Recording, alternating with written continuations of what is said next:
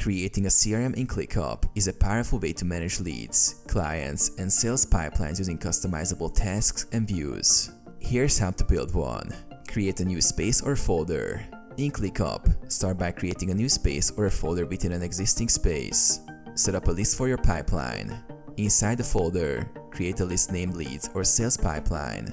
This will hold your CRM tasks. Add custom fields. Use custom fields to track key CRM data such as company name, contact info, deal value, lead source, status, next follow-up date.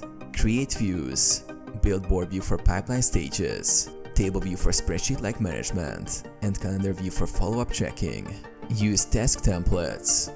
Create templates for leads or clients with pre-filled fields, checklists, and notes. Automate workflow.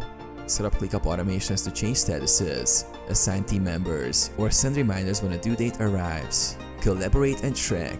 Add comments, assign team members, and attach files to tasks for full client history.